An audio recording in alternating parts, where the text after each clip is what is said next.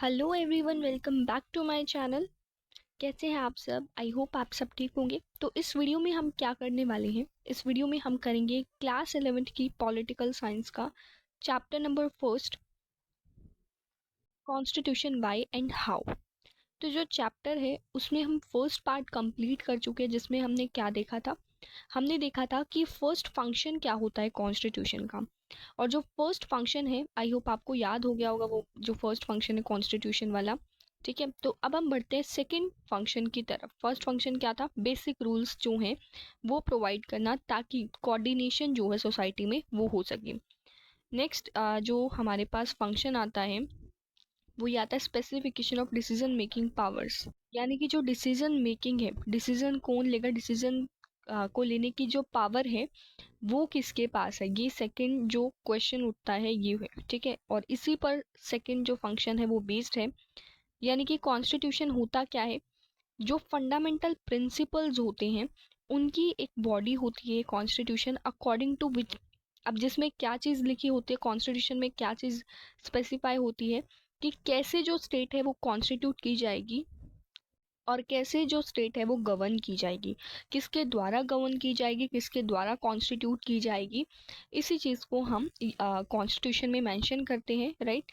But what should these fundamental rules भी? अब question क्या उठता है कि जो फंडामेंटल रूल्स है ये होने क्या चाहिए, और इस इनको फंडामेंटल बनाएगी कौन सी चीज़? फंडामेंटल का हिंदी में मतलब होता है मौलिक। ठीक है, well the first question you will have to decide is who gets to decide what the laws governing the society should be। यानी कि जो फर्स्ट क्वेश्चन यहाँ पर उठता है, इस सेकंड जो फंक्शन है वो इसी पर बेस्ड है कि फर्स्ट क्वेश्चन क्या उठता है कि you will have to decide, आपको डिसाइड करना पड़ेगा कि किसके पास पावर है, लॉज को डिसाइड करने की पावर किसके पास है, ये चीज़ हमें डिसाइड करनी पड़ेगी। यानी कि हमें पावर जो है वो किसको प्रोवाइड करने, किसके हाथ में जो पावर है वो जाएगी। क्यों? ताकि जो लॉज हैं वो बनाए जा सके। पहले हमने देखा कि लॉज बनने चाहिए। ठीक है, अब लॉज तो बनने चाहिए, लेकिन ये लॉज जो हैं उनको स्पेसिफाई कौन करेगा? ठीक है, इनको स्पेसिफाई करने का काम किसका है, और इनको फंडामेंटल कौन सी चीज़ बनाती है, ये हमारा सेकंड क्वेश्चन उठता है। तो you may want rule x, हो सकता है कि आपको कोई एक रूल पसंद हो और वही जो रूल है वो दूसरे को ना पसंद हो, या फिर दूसरे को कोई और रूल पसंद हो। ठीक है, तो ऐसे तो डिसीजन नहीं ले सकते, ऐसे तो रूल्स जो हैं वो नहीं बनेंगे।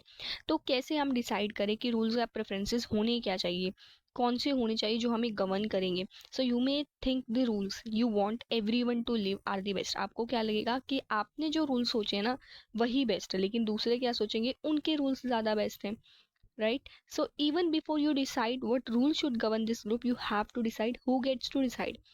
अब ये देखने से पहले कि कौन कौन से रूल्स बनेंगे, सबसे पहले हमें देखना क्या पड़ेगा कि डिसाइड करेगा कौन, रूल्स को डिसाइड करने की पावर किसके पास है, ये चीज़ हमें सबसे पहले देखनी पड़ेगी। तो जो कॉन्स्टिट्यूशन है वो इसका आंसर देता है, ये स्पेसिफाई करता है कि पावर जो है वो किसके पास डिवाइडेड है सोसाइटी में, किसको पावर दी जाएगी। It decides who gets to decide what the laws will be, ये डिसाइड करता है कि कौन डिसाइड करेगा लॉज क्या होंगे सोसाइटी के लिए। तो जो क्वेश्चन है कि कौन डिसाइड करेगा, ये बहुत तरीके से आंसर किया जा सकता है। मोनार्कियल कॉन्स्टिट्यूशन में क्या होता है, मोनार्कियल में जैसे जहाँ पर राजा महाराजा रूल कर रहे होते हैं, that is called monarchial system. तो अब ये जो मोनार्कियल कॉन्स्टिट्यूशन है इसमें क्या होता है, मोनार्क डिसाइड करता है, यानी कि जो भी वहाँ के राजा वगैरह हैं वही डिसाइड करते हैं। और कुछ कुछ कॉन्स्टिट्यूशन में, जैसे कि ओल्ड सोवियत यूनियन, यहाँ के कॉन्स्टिट्यूशन में क्या होता था, one single party was given the power to decide, एक ही पार्टी होती थी और उस सिंगल पार्टी को ही पावर दी जाती थी कि वही डिसाइड करे क्या लॉज होने चाहिए। लेकिन अगर हम बात करें डेमोक्रेटिक कॉन्स्टिट्यूशन की, जैसे कि इंडिया में है, तो इसमें क्या होता है, पीपल गेट टू डिसाइड, लोग ही डिसाइड करेंगे। लेकिन ये मैटर इतना सिंपल नहीं है कि हर एक इंसान जो है वो तो डिसाइड नहीं कर सकता, इनके पास इतनी एबिलिटी नहीं होती डिसाइड करने की, या फिर इतने सारे लोग होते हैं, इतनी ज़्यादा डाइवर्सिटी होती है, तो ऐसे तो हम डिसाइड नहीं कर सकते। ठीक है, because even if you answer that the people should decide, it will not answer the question. अब हम ये नहीं कह सकते कि डेमोक्रेटिक कॉन्स्टिट्यूशन में लोग डिसाइड करेंगे, मतलब होता तो लोगों का ही रूल है, लेकिन लोगों के थ्रू रिप्रेजेंटेटिव को चूज किया जाता है। तो ये कोई आंसर नहीं होगा इस क्वेश्चन का। तो how should the people decide, क्योंकि लोग कैसे डिसाइड कर पाएंगे? फॉर समथिंग टू बी लो, अगर किसी चीज़ को लो बनना है तो हर किसी को उस पर एग्री करना पड़ेगा। लेकिन अब इतनी ज़्यादा डाइवर्सिटी होगी, जैसे कि इंडिया में है तो कितने सारे लोग हैं यहाँ पर, तो अब वो तो डिसाइड नहीं कर सकते। ठीक है, should the people directly vote on each matter. जैसे एंशियंट ग्रीक्स में क्या होता था कि लोग जो है वो खुद से डिसाइड करते थे। ठीक है, वोट करते थे, मतलब डायरेक्टली और इनडायरेक्टली वोट होती है। ठीक है, डायरेक्टली का मतलब होता है जैसे अगर मान लो लोग हैं तो लोग खुद से अगर अपने रिप्रेजेंटेटिव को चूज करते हैं तो उसको डायरेक्ट कहते हैं। लेकिन अगर लोग जो हैं वो पहले किसी और को इलेक्ट करें एंड देन वो जो जैसे एमपीज और एमएलएज को अगर लोग इलेक्ट कर रहे हैं तो जो एमपीज और एमएलएज हैं वो बाद में किसको इलेक्ट करें, रिप्रेजेंटेटिव को, इसको इनडायरेक्ट कहते हैं। यानी कि डायरेक्टली में यहाँ पर बात की गई directly vote on each matter, मतलब अगर कोई भी लो बनना है, मान लो ये लो है तो इसके लिए लोग क्या कर रहे हैं, डायरेक्टली वोट कर रहे हैं कि हाँ ये बनना चाहिए। कुछ लोगों ने कहा बनना चाहिए, कुछ लोगों ने कहा नहीं बनना चाहिए, तो ये डायरेक्टली वोट हो गई। तो और should the people express their preferences by electing representative, या फिर ऐसा होना चाहिए कि लोग जो है अपने प्रेफरेंसेस को जताए कैसे, इलेक्टिंग रिप्रेजेंटेटिव को इलेक्ट करके, जैसे कि इनडायरेक्ट डेमोक्रेसी में होता है। यानी कि हम क्या करें, इनडायरेक्ट में क्या होता है कि ये जो लोग हैं ये किसको चूज करेंगे, रिप्रेजेंटेटिव को चूज करेंगे। अब जो रिप्रेजेंटेटिव है वही डिसाइड करेगा कि लॉज क्या होंगे। अब डायरेक्ट में तो क्या होता था, लोग जो थे वही डिसाइड करते थे कि ये जो लॉज हैं वो बनेगी कि नहीं बनेगी। ठीक है, ये चीज़, ये डिफरेंस है डायरेक्ट और इनडायरेक्ट में। Okay, but if the people act through their representatives, how should the representative be elected. अगर लोग डिसाइड करेंगे कि रिप्रेजेंटेटिव कौन होंगे, मतलब लोग रिप्रेजेंटेटिव को अपने को चूज करेंगे, तो किस प्रोसेस से वो चूज करें, किस तरीके से रिप्रेजेंटेटिव जो है वो इलेक्ट हो, और कितने होने चाहिए रिप्रेजेंटेटिव, ये क्वेश्चंस जो है वो उठते हैं। तो अगर हम इंडियन कॉन्स्टिट्यूशन की बात करें, it is specified that in most instances parliament gets to decide laws and policies। तो ज़्यादातर केसेस में जो पार्लियामेंट होती है वही डिसाइड करती है लॉज और पॉलिसीज को।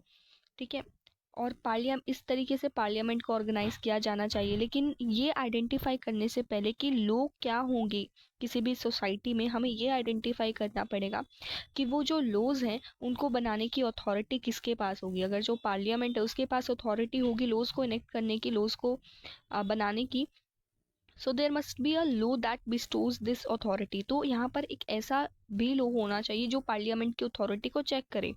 तो ये फंक्शन है कॉन्स्टिट्यूशन का, ये अथॉरिटी है जो गवर्नमेंट को कॉन्स्टिट्यूट करती है फर्स्ट प्लेस पर। तो जो सेकंड फंक्शन है कॉन्स्टिट्यूशन का वो क्या होगा, the second function of the constitution is to specify who has the power to make decisions in a society decides how the government will be constituted. यानी कि जो सेकंड फंक्शन है constitution का वो क्या है, ये स्पेसिफाई करना कि जो पावर है वो किसके पास है। ठीक है, किस चीज़ की पावर, लॉज को बनाने की जो पावर है वो किसके पास है, ये डिसाइड करता है कॉन्स्टिट्यूशन। तो second function of a constitution is to specify who has the power to make decision, किसके पास पावर है डिसीजंस को बनाने की सोसाइटी में। ये भी डिसाइड करता है कि गवर्नमेंट को कैसे कॉन्स्टिट्यूट किया जाएगा। ये चीज़, ये फंक्शन जो है वो भी किसका होता है, कॉन्स्टिट्यूशन का होता है। तो जो सेकंड फंक्शन है ये भी आपको लर्न करना है, जैसे फर्स्ट फंक्शन लर्न किया था। ठीक है, उसी तरीके से ये भी एज इट इज़ लर्न करना है। आई होप आप सबको समझ में आ गया होगा। यहाँ पर एक कार्टून भी दिया गया है और इस कार्टून पर बेस्ड क्वेश्चंस भी आते हैं। ठीक है, जैसे कि ये कार्टून दे रखा है कंट्रीज ऑफ यूरोपियन यूनियन। अब ये जो क्वेश्चंस हैं वो एग्जाम में भी पूछे जाते हैं। अब यहाँ पर दिखा रखा है कि जो यूरोपियन यूनियन है, यूरोप जो है, उन्होंने यूरोपियन कॉन्स्टिट्यूशन बनाने की कोशिश की और वो फेल हो गए। तो यहाँ पर कार्टूनिस्ट इम्प्रेशन दिखाया गया है कि किस तरीके से फेल हुए। Does this always happen in any constitution making. Question यहाँ पर पूछा गया है कि हमेशा कॉन्स्टिट्यूशन बनाने में ऐसा ही होता है। तो हमारा जो आंसर होगा वो क्या होगा, नहीं, ऐसा नहीं होता है। हर एक कॉन्स्टिट्यूशन में ऐसा नहीं होता है, क्योंकि अगर हम इंडियन कॉन्स्टिट्यूशन की बात करें तो इंडियन कॉन्स्टिट्यूशन जो है वो एक सक्सेसफुल कॉन्स्टिट्यूशन है। इंडियन ही नहीं, साथ ही साथ में जो साउथ अफ्रीका है और जो यूएसए है, ये तीनों ही बहुत सक्सेसफुल कॉन्स्टिट्यूशन रहे हैं। ठीक है, और ये चीज़ हम आगे पढ़ेंगे क्यों सक्सेसफुल रहे। जब आप इस पूरे चैप्टर को पढ़ लोगे तो आप इन कार्टून के क्वेश्चंस जो हैं, कार्टून पर बेस्ड क्वेश्चंस जो हैं, उनके आंसर भी इजीली दे पाओगे। ठीक है, तो ऐसे जो कार्टून्स हैं उनको आपको साथ साथ में कवर करना है ताकि आपको एग्ज़ाम टाइम में प्रॉब्लम ना हो। नेक्स्ट जो फंक्शन रहेगा, थर्ड फंक्शन, वो हम नेक्स्ट वीडियो में करेंगे। तब तक आप इस सेकंड फंक्शन को लर्न कर लेना, ठीक है। आई होप आप सबको समझ में आ गया होगा। फिर भी कोई डाउट है तो कमेंट करके पूछ सकते हैं। सो मिलते हैं अपनी नेक्स्ट वीडियो में। Thank you.